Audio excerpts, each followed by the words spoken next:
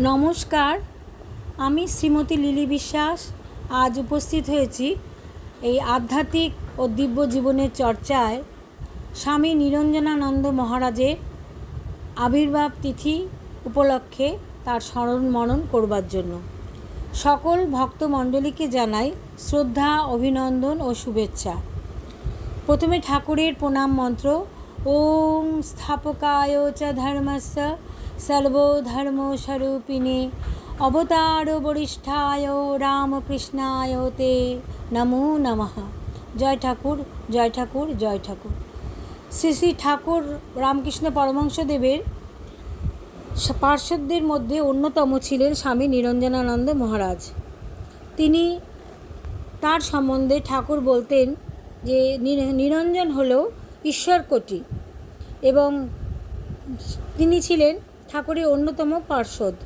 ঠাকুর তার সম্বন্ধে বলতেন তিনি অর্থাৎ নিরঞ্জন তিনি রামচন্দ্রের অংশে অবতীর্ণ হয়েছেন। তার জন্ম হয়েছিল অতি উচ্চ এক আধ্যাত্মিক শক্তিসম্পন্ন তিনি ছিলেন এবং তার জন্ম হয়েছিল ২৪ পরগনা জেলার রাজারহাট বিষ্ণুপুর গ্রামে। ১৮৬২ খ্রিস্টাব্দে শ্রাবণ পূর্ণিমার দিন তিনি জন্মগ্রহণ করেন। তার পিতার নাম অম্বিকাচরণ ঘোষ এবং তার পূর্ব নাম ছিল নিত্য নিরঞ্জন ঘোষ। বারাসাত নিবাসী পণ্ডিত কালীকৃষ্ণ মিত্র মহাশয় ছিল তার মাতুল অর্থাৎ তার মামা ছিলেন। তিনি অর্থাৎ নিরঞ্জন মহারাজ মাতুল মহাশয়ের বাড়িতে মামা বাড়িতে থেকেই তিনি অধ্যয়ন করতেন এবং তার চেহারা অতি সুন্দর ছিল। তিনি ছোটোবেলায় তীরধনুক ও অস্ত্রাদি নিয়ে খেলা করতে ভালোবাসতেন এবং ব্যায়াম আদি এবং যোগ ব্যায়াম এগুলো তিনি খুব সুন্দরভাবে নিয়মিত সেগুলো অভ্যাস করতেন এবং এর ফলে তার শরীর সুদীর্ঘ, সবল ও সুঠাম ছিল। তার প্রকৃতিও ঠিক সেই রূপই খুব নির্ভীক এবং ধীর ভাবাপন্ন ছিল। শ্রীরামকৃষ্ণের নিকট তিনি আগমনের পূর্বে আহেরিটোলার ডাক্তার প্যারীচাঁদ মিত্র মহাশয়ের বাড়িতে তিনি প্রেততত্ত্ব অন্বেষী দলের সহিত তিনি পরিচিত হয়েছিলেন এবং এই বিষয়ে তার কিছু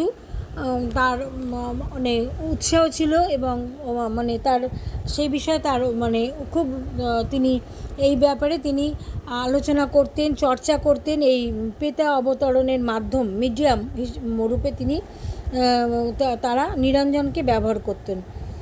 এরপরে তার অন্তরে ধীরে ধীরে তার ভিতরে একটা এই জগতের অনিত্যতা, অসারতা এবং ধন সম্পত্তির অনিত্যতা সম্পর্কে তার মধ্যে গভীর রেখাপাত করে এবং এই বৈরাগ্য সঞ্চারের সঙ্গে সঙ্গে আধ্যাত্মিক রাজ্যেও দ্বারও তার নিকট শীঘ্রই উন্মুক্ত হয়ে যায়।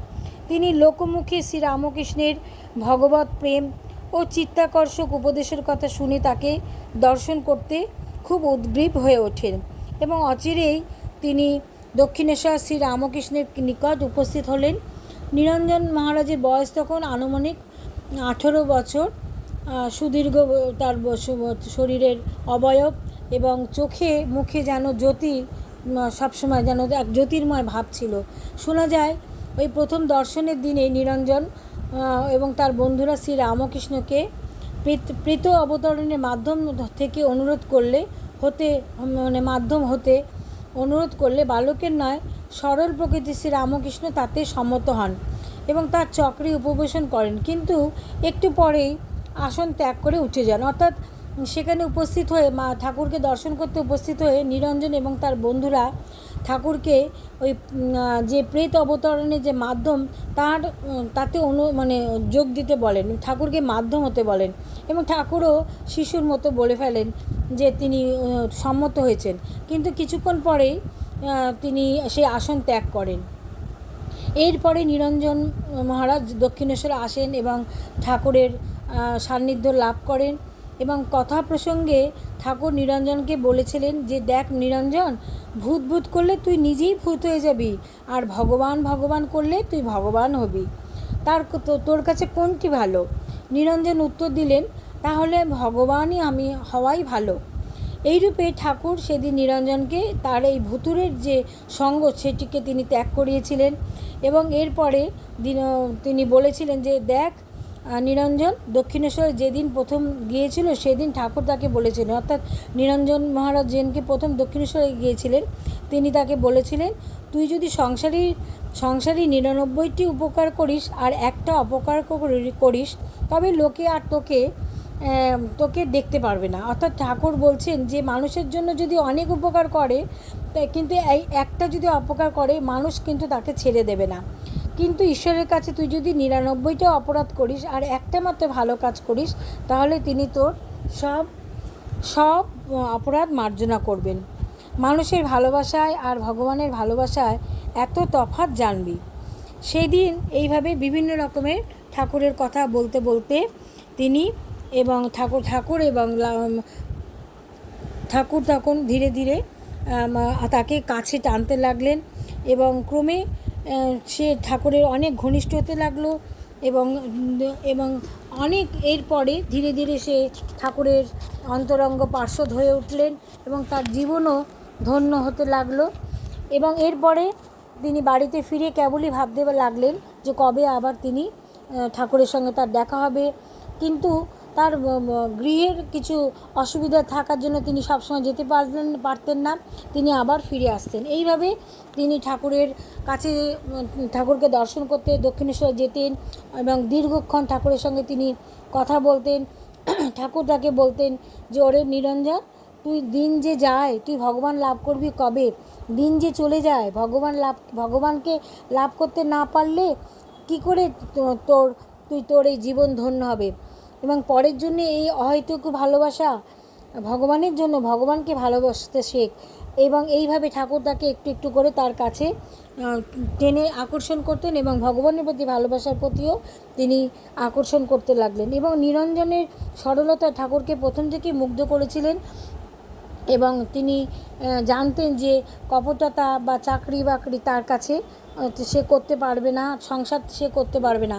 সংসারীর লোকেরা যেমন চাকরি করে তুইও চাকরি করছিস, ঠাকুর তাকে বলেছিলেন, তবে একটু তফাৎ আছে, তুই মার জন্য চাকরি স্বীকার করেছিস, মা গুরুজন ব্রহ্মময়ী স্বরূপা, কিন্তু ঠাকুর তো ঈশ্বরের ইচ্ছা তুই সংসার ত্যাগ করে তুই সন্ন্যাস হ। এইভাবে তিনি ঠাকুর তাকে বিভিন্নভাবে তাকে ঈশ্বরের প্রতি ভালোবাসার জন্য তাকে তিনি বলতেন এবং নিরঞ্জনের সরলতা ও বৈরাগ্যের জন্য ঠাকুর তার প্রতি কতখানি স্নেহপরায়ণ ছিলেন সেটি কথামৃতে জানা যায়। এবং তার জীবনে নিরঞ্জন স্বামী পরে তিনি ঠাকুরের সেবা করে ঠাকুরের কাছে থাকতেন এবং ঠাকুরকে সেবা করতেন এবং তার অন্যান্য পার্শ্বদের তিনি একজন অন্যতম হয়ে উঠেছিলেন। এই হলো স্বামী নিরঞ্জনানন্দ মহারাজের জীবনী এবং তিনি পরবর্তী জীবনে ঠাকুরের পার্শ্বদের একজন অন্যতম এবং রামকৃষ্ণ মিশনের একজন তিনি সেবক এবং সন্ন্যাস এবং হয়ে উঠেছিলেন। আজকে স্বামী নিরঞ্জনানন্দ মহারাজের আবির্ভাব তিথিতে তার স্মরণ মনন করে আমি সমৃদ্ধ হলাম, এবং যারা ভক্তমণ্ডলী তারা শুনে তাদেরও মন ধন্য হবে তারাও আপনারাও সমৃদ্ধ হবেন, এটি আমার আশা। এবং সকলে আজকে ভালো থাকবেন, সকলকে ভালো রাখবেন। জয় ঠাকুর, জয় ঠাকুর, জয় ঠাকুর।